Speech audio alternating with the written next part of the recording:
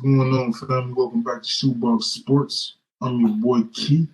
I got my boy Seg in the building. What's going on, man? Yes, sir. It's Victory Monday. How we doing today?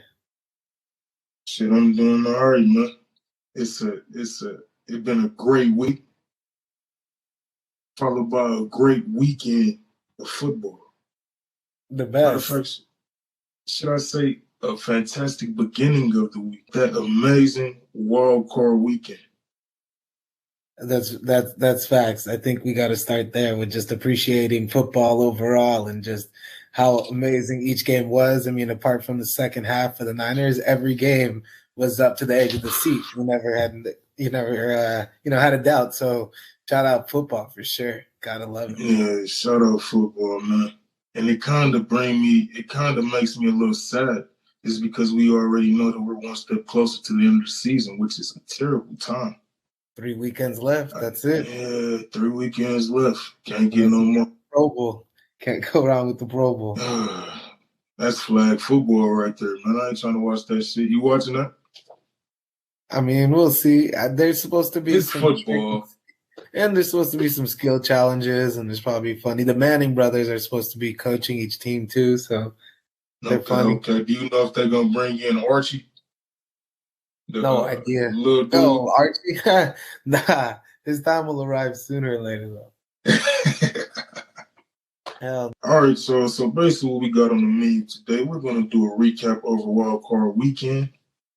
What can be better than talking about football with the boys? Smoke a little, chill with the, let's get into it. All right, Seahawks versus the San Francisco 49ers. I know bro would have been a little mad if I said San Fran. That's kind of like I gotta do that sometimes. You feel me? San Fran. It just sounds correct. That ain't the this way, motherfucker. Hey, y'all want to know what he tried to come with when I said San Fran? He said Roy. What if I just said how y'all doing in Royce? It's like equivalent Detroit, Royce. It'd be the murder midden or something like that. I don't know. Like that shit don't even sound right. San Fran.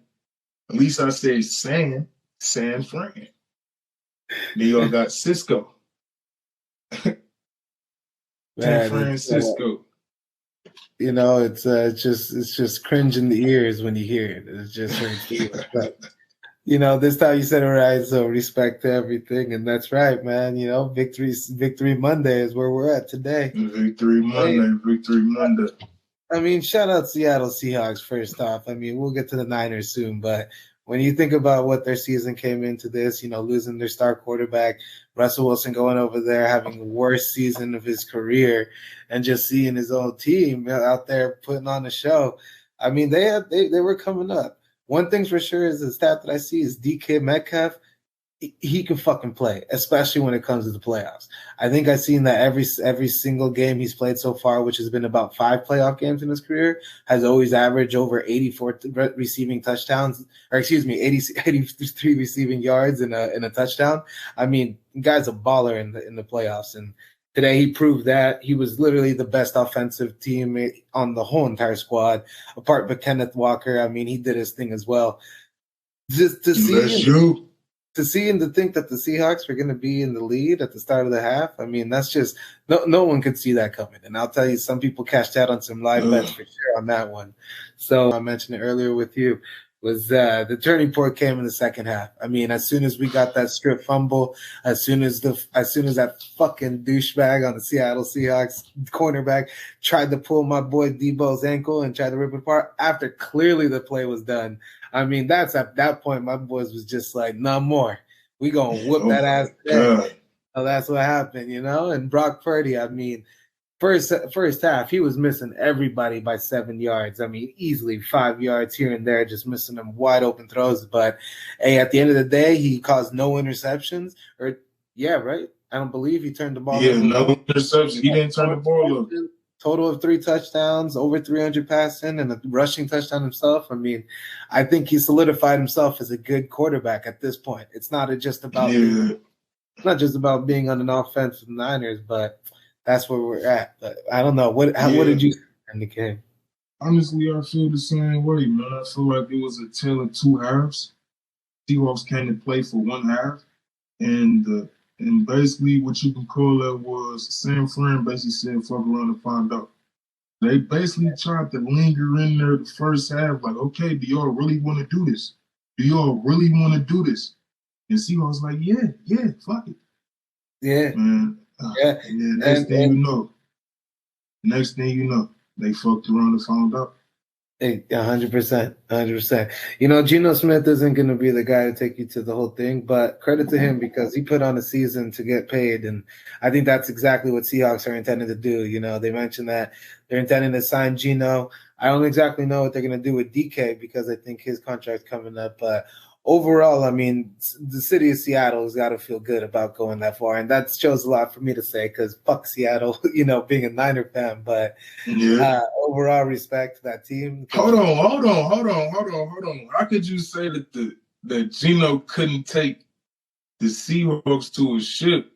Geno's not the guy. If you thinking Purdy can take San Geno's Fran not the all guy. the way to the ship. Brock. Okay, so he's a young cat. This is his first year. Who's? I'm just Brock? saying. Yeah, Purdy. Yeah, his first time. No, but what makes him special is that he's not afraid to just dip out of any given circumstances. I mean, you see when he's in the pocket, he stays there as long as possible, and he reads every defensive end that's coming his way. I mean, he's proven to show that he's not just coming into a great offensive game plan because, quite frankly, the Niners have some of the best talent in the whole league. I mean, you can look at the whole entire roster up and down, and they just are always going to overpower each person. So, apart from that, Brock is always showing that he can overcome those kind of circumstances. He hasn't lost a game since. He's playing the way he should be playing, and the guys believe in him. I mean, they say it at the end of each postgame. You see it with George Kittle, always celebrating every time he gets the ball out. You see it with Debo, with putting out a smile on his face. McCaffrey's over there high-fiving the side. I mean, the whole team is just vibing at the right time. And that's another thing with McCaffrey. I mean, come on. How can you not ask for a more perfect player to be on a Niners team like this? I mean, how did that deal even go about? Like, I wasn't even expecting that shit. When I seen that, I instantly knew what the fuck San Fran had in my bag. No one was. And not to go back, but, just to think about that and our division rivals of the Rams trying to acquire him didn't play out. So seeing him get that triple stack the next week against them is just too gorgeous to see.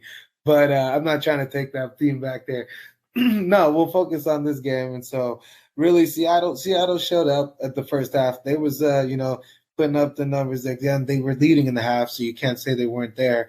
But Niners were on top of this game through and through, and having home field advantage next week.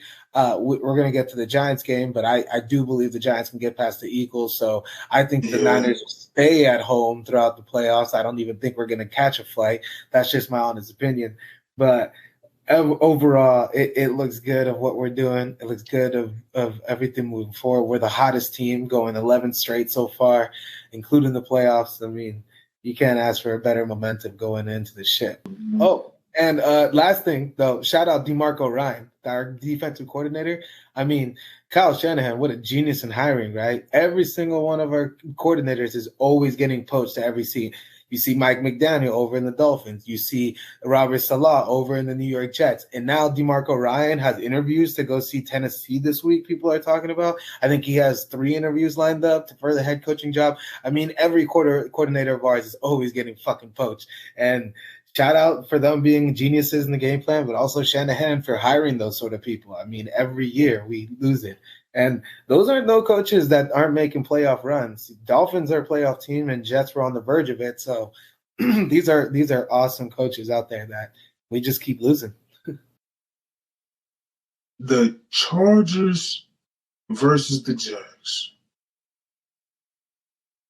Yeah. Another tale of 2 chapters. 2 rookie quarterbacks. Halves. 2 quarterbacks.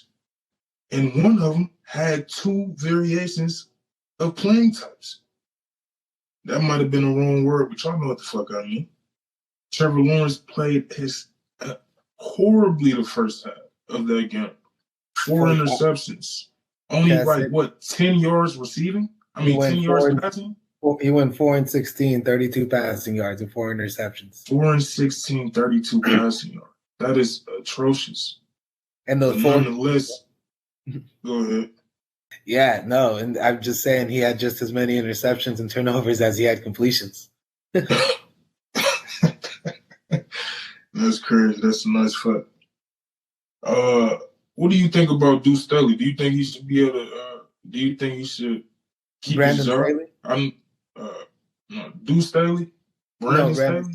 Brandon Staley. Brandon Staley. My mistake. Brandon Staley. Yeah, I think he's a fucking idiot, and it went to prove today. I mean, not only does his play calls were just atrocious, but just the fact that you're gonna start your all your starters in a meaningless fucking game in Week 18, and you goes to show you lose your star receiver and Mike Williams because of a back injury, and then his backup last week gets banged up, so now his backup's backup is in a play call this week where you set up a design. I think it was at the Jaguars 24, and he sets up an action.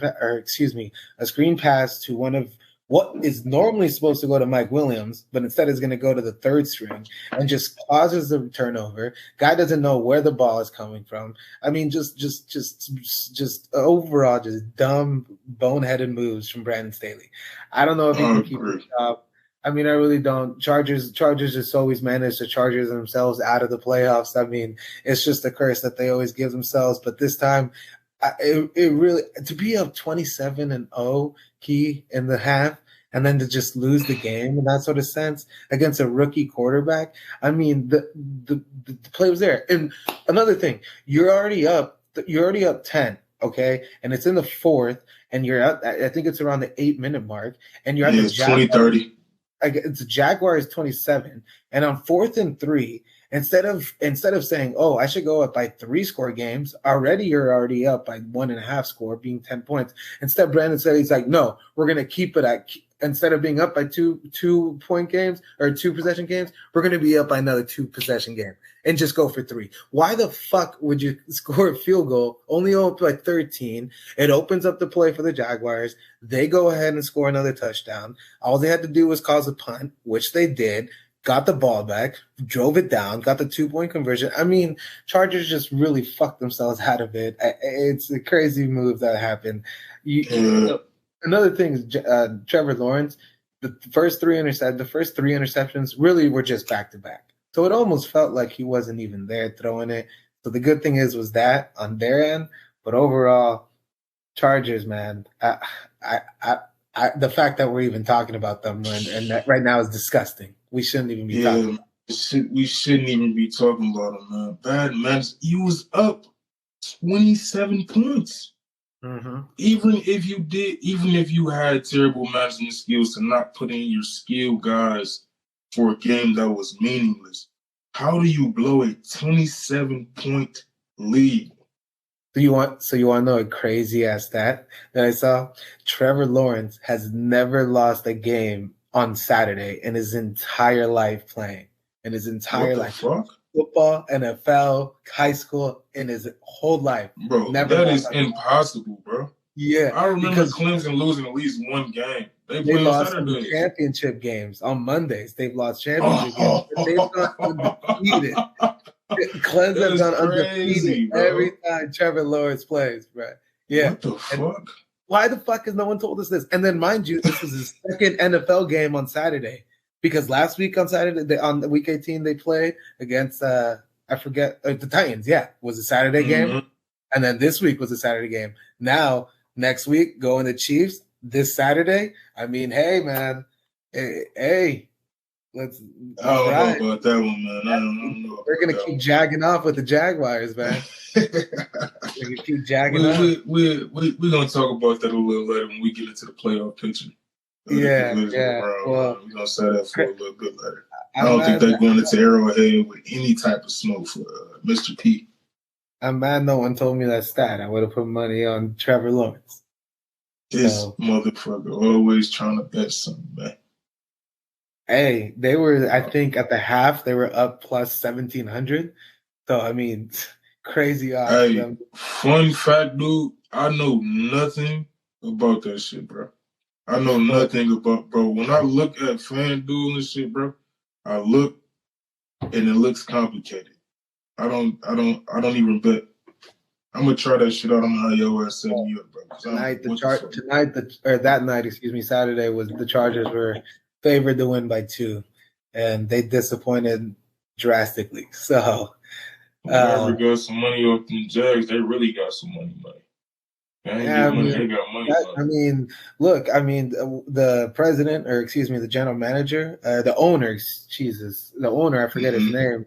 He spent a crazy amount, almost $200 million in those recent acquisitions. He picked up Zay Jones, who thought that, being a backup running back, never thought he would have a chance again. Picked him up for 3 years, $36 million, around that price. Eric Ingram from the New York Giants, tight end, picked him up for around, what was it, 4 years, $90 million, just ridiculous amount of contracts, and just throwing them out, acquiring these guys, and all of them have the best stats of their career. And Eric Ingram, oh my gosh, 9 catches, 140 receiving yards, and a touchdown that game. I mean, he's proven to do what he's got to do. They just made smart choices coming up to the end. They went on that 5-game losing streak at the beginning of the season or halfway through, and then they just had a turning point. Had their bye week, had a turning point, and so far they won 6 of their last 8 in the regular season, and now they're just going on to go to Kansas City. So you really can't put Jaguars aside. It doesn't matter about the records, because once it's the playoffs, man, anything can fucking happen. And I felt like Doug Peterson already had a little feel that it was never out of reach anyway. Because if you noticed that when he was talking to him during the halftime, he was like, shit, we got to clean this up. We got to make sure we don't do this. And we got to make sure we go out there and score every single time. And that's exactly what the fuck they did. Yeah. Yeah. Amazing. Yeah. So amazing. Shout out Jaguars. All right, so our next matchup, we got Miami versus the goddamn Bills. This game was too close.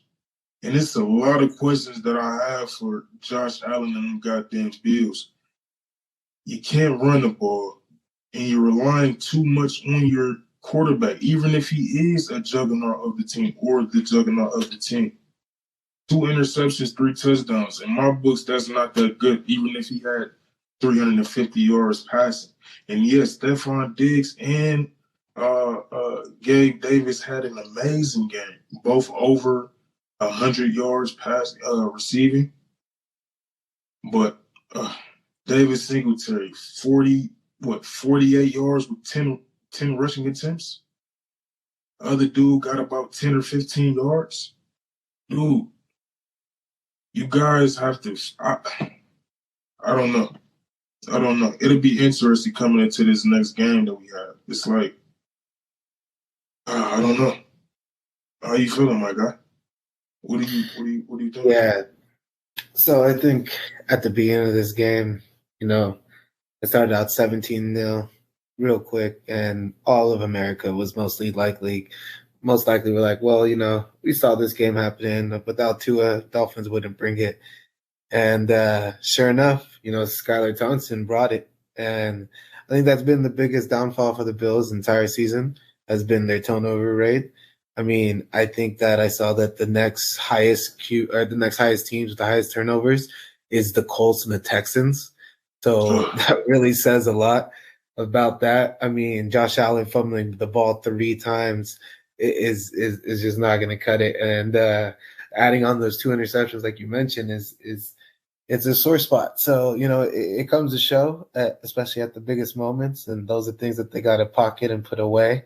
But to think that the Dolphins were just down 3 with the ball left in the last drive of the entire game, and they had the game in their hands to either tie it or even possibly win it. I mean, no one saw it coming, and it was just amazing to see. Skylar Thompson. I mean, you can't lose to a name like that from Skylar. You just can't in the playoffs. But He went to show like maybe he doesn't belong as a third string. Maybe he should be a second or even starter at somewhere. I mean, there's 32 QBs out there, and you put him on the list. Skylar Thompson is probably making the top 32. I mean, Oh no, man. I think he completed less than half of his passes. I don't know if you can check that for me. Wasn't he like 23, 49 or something like that? Yeah, he did have was a ridiculous amount of attempts, but I don't know. I think a lot of times there was a few passes that were definitely dropped. I think Jalen Waddle wasn't even in the game until like the fourth quarter or the third quarter. I mean, he had 0 for 4 targets, but eventually started catching ones. Is it possible that the team had gave up on him to start the matchup, and then once they saw that he was still trying to stick in there and get on that game, that's when they tried to pick it up? I mean, it was so when it comes to teams not you see the difference it makes when a team actually fucks with everybody on the team. When everybody's playing for each other, it's a whole different demeanor. Look at the Detroit Lions. Look at how y'all playing right now. Y'all motherfuckers is clicking on every side. They chilling with each other. They're the guys, they brothers. Every team doesn't have that. Yeah. I mean, for sure it matters when your team believes in you. I mean, that's why, not to go back, but yeah, that's why a lot of people are saying the Niners actually can make it because everyone is backing Brock up. But I think there is some proof to that, only because the Dolphins do clearly play much, much better when the Tua is playing, and there's just a different vibe all the way from special teams to defense. But this game, I mean, they played their hearts out. They knew where they were going. They knew they had a tough challenge. They knew that they shouldn't have been winning. They shouldn't have probably been in the game for so long. But the Bills turning the ball over 6 times, or excuse me, they turned it over about 4 times. That's going to kill them, and that's going to kill any team, really. So the fact that, the Dolphins played a fight, I think at the end as well, they had about 4 delay of game calls. I think Mike McDaniel even failed to call a play call, which caused them being called for delay of game. That was just ridiculous. And the Dolphins just kicked themselves in the ass towards the end.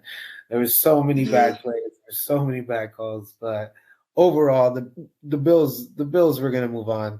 They're playing at home. They have a lot more at stake. They know that this is either Super Bowl or bust. They know that they got everything on the line. They got all the right pieces. They just need to be able to control the ball better, and they just need to be able to make sure that they stick it to them, especially when it matters most, and especially on defense, man.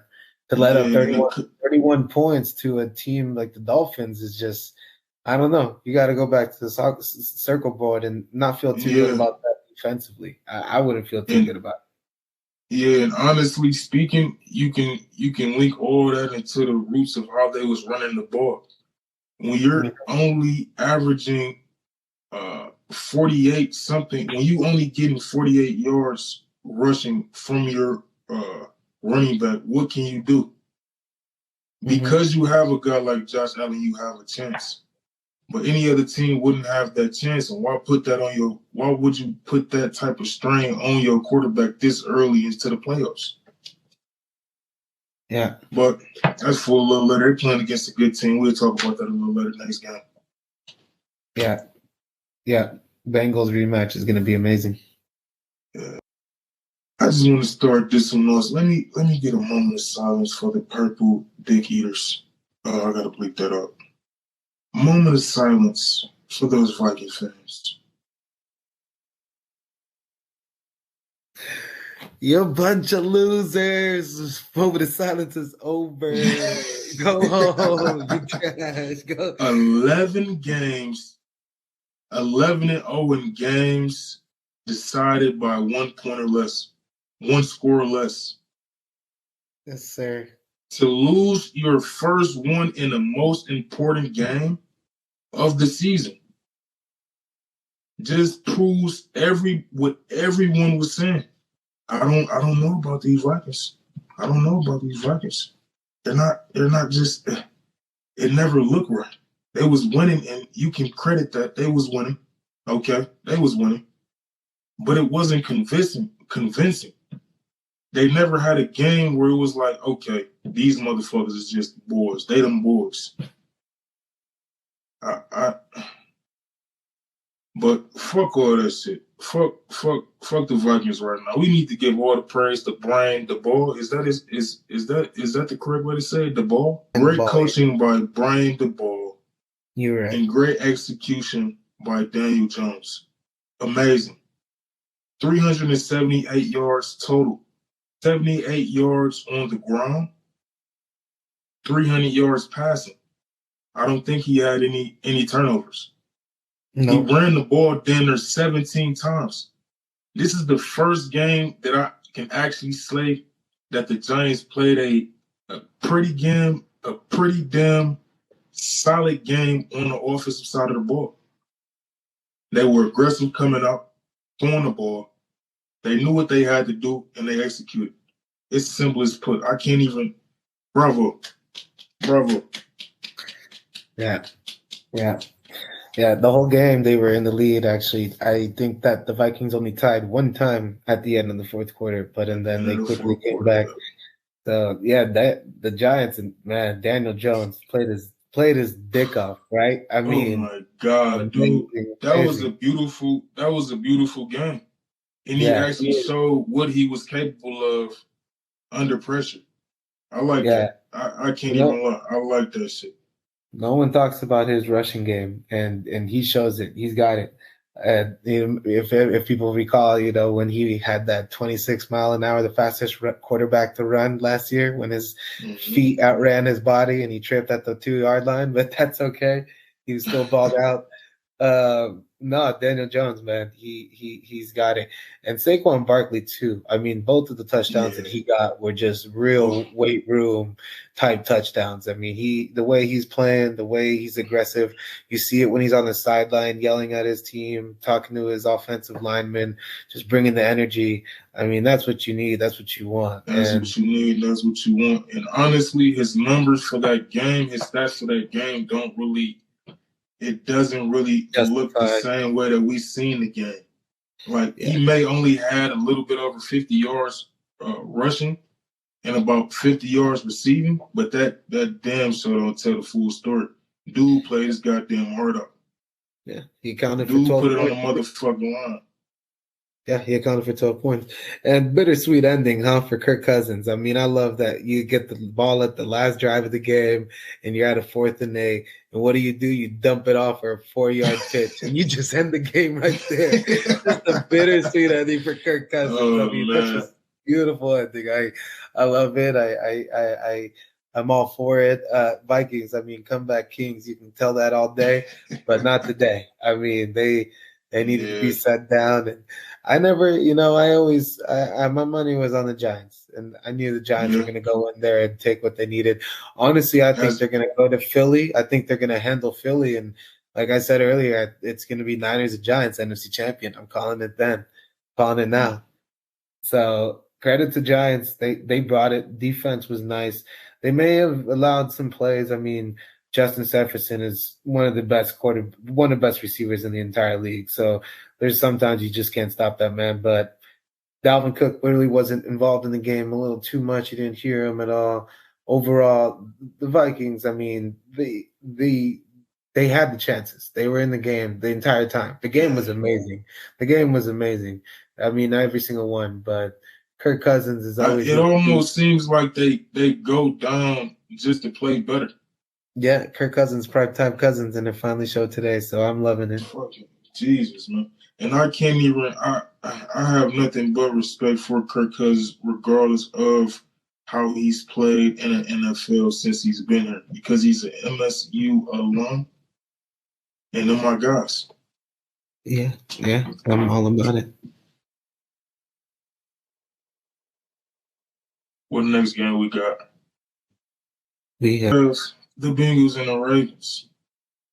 I ain't gonna lie to you. I had the Ravens winning this game, and it was quite possible. It was a big possibility that could happen. I like the way the defense has been playing all year, and pretty much I like the Ravens defense since the Ravens have been a defense.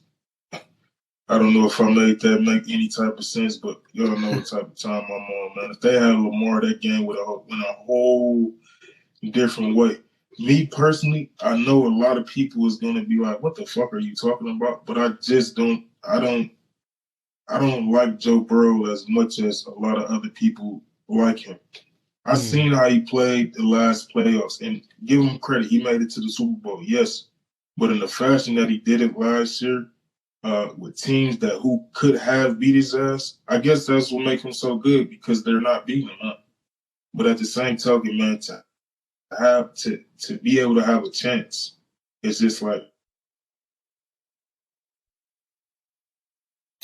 Yeah, well, I gotta disagree. I mean, I am a big Joe Burrow guy. I believe in the Bengals. I think that they're showing what they were doing last year.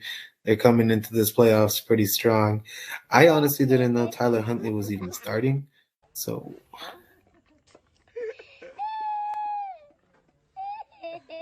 all right, y'all, my bad. My phone died, so I wasn't able to complete the segment. And unfortunately, my boy is not here with me to complete the segment.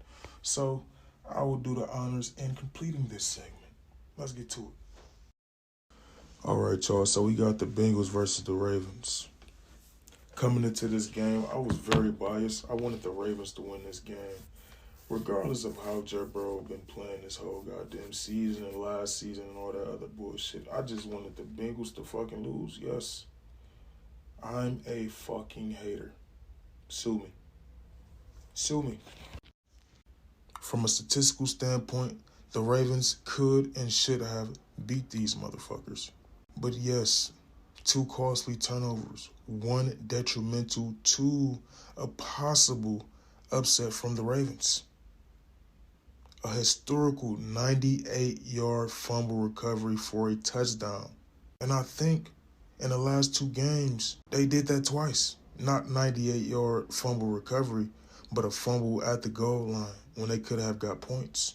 And for this game, they could have possibly been up. The Bengals played their game to a T, and I don't mean how they normally play. They came in with a plan, making sure that they didn't turn the ball over was key in the number one goal. You can see that within the overall stats, 234 total yards. They wasn't playing to win. They were playing not to lose. And they did that shit perfect. I don't know how much that will correlate into going into Bills Nation, into that goddamn jungle, but I think the motherfuckers get their head tapped in. But we're gonna cover that a little later when we get into the divisional round of the playoffs. Moving on. Cowboys versus Tampa Bay. Give it up for the motherfucking Cowgirls. First playoff road win since the 1992 NFC Championship game. And also, they snap an 8-game playoff losing streak on the road. Honestly, Dak Prescott had an amazing game. I don't like Dak Prescott. Let's just keep it a buck. I don't like the guy. But Monday, he showed the fuck out. Prescott, hell of a day. 25 for 33, 305 passing yards, 4 touchdowns, and 1 on the ground. And he also picked up 24 yards rushing the ball. Tony Pollard, good day. Averaging 5 yards per carry, a little over 5 yards per carry for 77 yards with 15 carries. Elliott, not really there, but who cares? The defense, that looked like that same defense from earlier this year. That defense looks dangerous. Micah Parsons, a dog. Tom Brady's reign is up. No, let me not even talk shit like that, man. Never bet on Brady, but this game you should have, goddammit. Great game by the Cowboys. I don't even have too much to say about this game. Great game. Clap it up. Alright guys, so this concludes the end of this segment. I hope you guys enjoyed. Please like and subscribe.